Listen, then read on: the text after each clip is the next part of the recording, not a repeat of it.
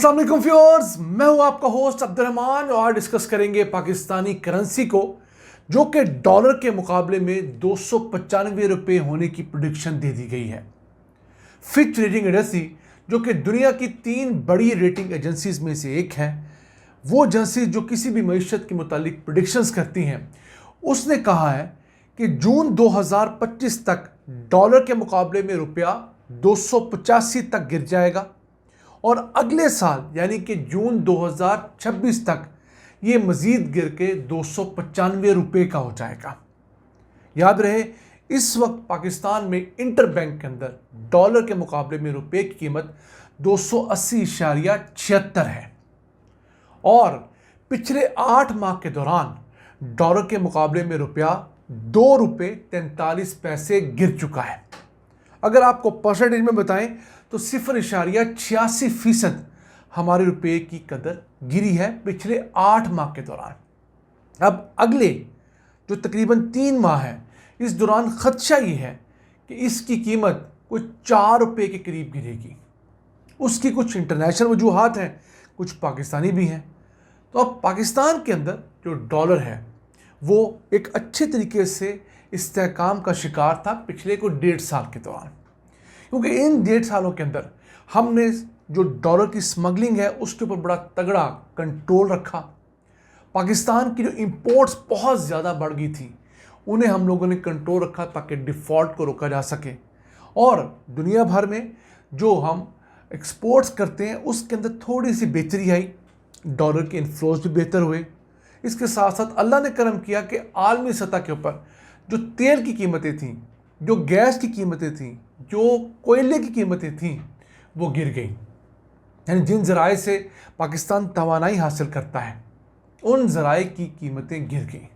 अब उसकी वजह से हमें इंपोर्ट्स की मद में बहुत बचत हुई। यानी पहले अगर हम 9 माह के अंदर 14-15 बिलियन डॉलर्स का तेल इंपोर्ट करते थे, तो अब हम लोगों ने तकरीबन 12 बिलियन डॉलर्स का इंपोर्ट किया है।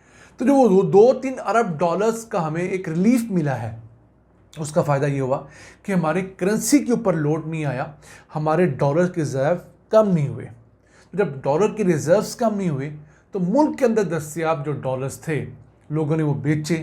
किसी ने उम्रे पे जाना था, किसी ने कारोबार करना था, किसी ने वैसे सेविंग के लिए डॉलर रखे थे, तो उन्होंने कैश करवा कर अपनी ज़रूरियात पूरी की।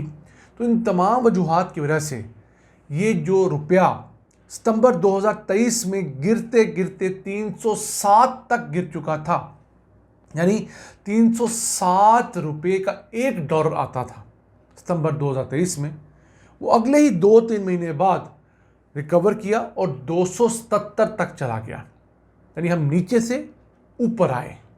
और पाकिस्तानी तारीख़ में ये पहली दफ़ा हुआ है कि पाकिस्तानी रुपये की गिरती हुई कीमत में 30 रुपये की कमी हुई हो।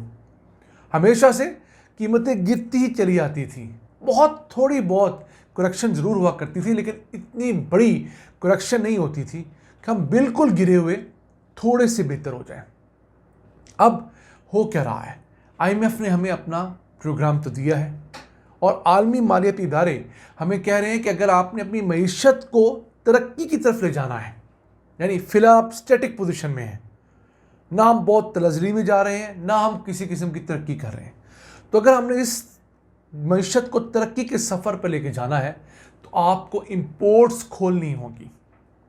जब इंपोर्ट्स खुलेंगी तो ऑटोमेटिकली हम लोगों का जो मुख्तलिफ़ किस्म का बिल है, इंपोर्ट बिल, वो बढ़ेगा। जब इंपोर्ट बिल बढ़ेगा तो मुल्क के अंदर डॉलर की ख़रीदारी शुरू हो जाएगी। उस डॉलर की ख़रीदारी के नतीजे में डॉलर की प्राइस अप हो जाएगी, रुपया गिरेगा। तो हमने देख लिया पिछले 3 सालों के अंदर पाकिस्तानी मईशत ने कोई खातर खा तरक्की नहीं दिखाई।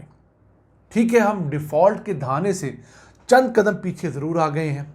हमारे रिज़र्व्स जो सिर्फ 3 बिलियन डॉलर्स तक गिर चुके थे, अब कोई 10-11 बिलियन डॉलर्स के करीब हैं। लेकिन इसके बावजूद इसका मतलब हरगिज़ नहीं है कि हमारी मईशत को बहुत तगड़ी हो गई है। आप समझ लीजिए, मरीज़ ICU से निकलकर वार्ड में शिफ्ट हुआ है अभी भी, और वार्ड के अंदर भी उसके ऊपर पूरी निगहदाश्त की ज़रूरत है। आप उसे बिल्कुल डिस्चार्ज नहीं कर सकते कि जाओ बेटा जो खाओ पियो जो कुछ करना है करो, आपको उसे अंडर सर्विलेंस रखना ही रखना है, तो हमारी मईशत भी आईसीयू से अल्हम्दुलिल्लाह निकलकर थोड़ी सी बार वार्ड की कंडीशन में आ गई है, लेकिन अभी भी मुल्क के अंदर रोज़गार के मौके ना होने के बराबर है। यानी फैक्ट्रियों की एक बड़ी तादाद या तो बंद हो चुकी है या अपनी प्रोडक्शन को वो 3 शिफ्टों से 2 शिफ्टों पर, या जो पहले 2 शिफ्टों में थी उसे 1 शिफ्ट पर ला चुके हैं। इस वजह से पाकिस्तान में हर साल जो 20-25 लाख नौजवान 18 साल की उम्र को क्रॉस कर रहा है, उसके लिए मुश्किल 6-7 लाख जॉब्स हैं। यानी जितनी हमें जॉब्स चाहिए उससे हम 1/3 जॉब्स क्रिएट कर पा रहे हैं। ये भी मुल्क के अंदर एक बहुत बड़ा सान्या होता है कि आपके पास काम करने वाले लोग हों, लेकिन आपके पास उनको देने के लिए रोज़गार ना हो। अब जापान चले जाएं, उनके पास सब कुछ है, उनके पास नौजवान नहीं है। आप फिनलैंड चले जाएं, अब इवन आप चाइना चले जाएं, वहाँ पर उनके पास नौजवान कम होते जा रहे हैं। जॉब्स उनके पास हैं, मईशत तगड़ी है, सब कुछ हुकूमत दे सकती है, लेकिन नौजवान नहीं दे सकती। वो लोग जो आज काम में आएंगे, बिजनेस में आएंगे, नौकरियों में आएंगे और अगले 40 साल तक मुल्क को तरक्की के सर पर चलाते रहेंगे, वो नहीं है। यही वजह है कि जापान जैसा मुल्क, जहाँ पर इमिग्रेशन सबसे मुश्किल हुआ करती थी, अब उसने भी लाखों जॉब्स के लिए फॉरेनर्स को बुलाना शुरू कर दिया है, क्योंकि वहाँ के मुकामी शहरी बूढ़े हो गए हैं। उनको रिप्लेस करने के लिए जितनी तादाद में नौजवान चाहिए थे, वो उस कौम ने पैदा नहीं किए। आबादी उन्होंने बढ़ाई नहीं, ज़रूरत से ज़्यादा उन्होंने आबादी को कंट्रोल किया और आज उसका खमियाजा भुगत रहे हैं। अब देखना ये है कि फिच की ये प्रोजेक्शंस किस हद तक कामयाब होती हैं।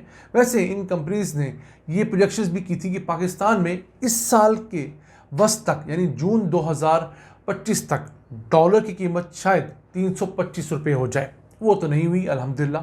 अगर हो जाती तो पाकिस्तान में एक नई महंगाई की लहर आती जो सब कुछ भाग कर ले जाती। लेकिन फिर भी अब अगले 14 माह के अंदर अगर हमारी मईशत में और हमारे डॉलर के मुकाबले में रुपए के अंदर मज़ीद 5% कमी होती है और ये 280 से गिरकर 295 पे चला जाता है, तकरीबन 14 रुपये का इजाफा होता है डॉलर की ताकत में, तो उसकी इम्प्लीकेशंस हम पर ज़रूर आएंगी। लेकिन इसके बारे में 2 राय हैं। एक राय ये है कि हमारे लिए अच्छा होगा, हमारी एक्सपोर्ट्स निस्बतन सस्ती हो जाएंगी, तो हमारे जो कॉस्ट का फैक्टर आ रहा है फैक्ट्रियों के अंदर, महंगी बिजली लेकर उनकी कॉस्ट ऑफ प्रोडक्शन बढ़ी हुई है, उसको कंपनसेट करने में कुछ मदद ज़रूर मिलेगी। और अगर हमारी एक्सपोर्ट्स बढ़ती हैं तो उसके मुकाबले में इस डॉलर की जो कीमत कम हुई है वो को बहुत घाटे का सौदा नहीं है। लेकिन ये भी डिपेंड करता है सिचुएशन के ऊपर। ये तो अल्लाह जानता है कब कितना इजाफा होगा, कितनी कमी होगी।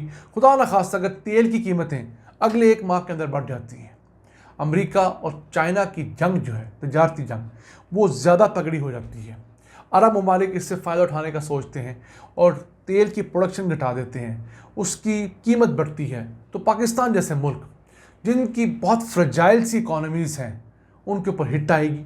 फौरी तौर पर हमारा बिलियंस ऑफ डॉलर्स का बिल बढ़ेगा और जब हमारा बिल बढ़ेगा, हमारी इंपोर्ट्स बढ़ेंगी, तो सबसे बड़ा बेनिफिट डॉलर को होगा।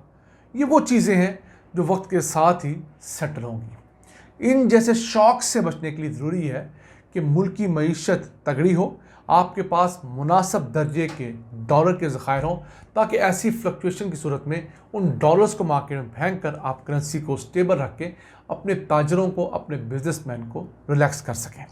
नाज़रीन, आज का एपिसोड हमें आपको पसंद आया होगा। अपनी सजेशंस, अपनी आरा से हमें आगाह रखा करें। अपने मेज़बान अब्दुल रहमान को इजाज़त दीजिए। अल्लाह ने के बाद।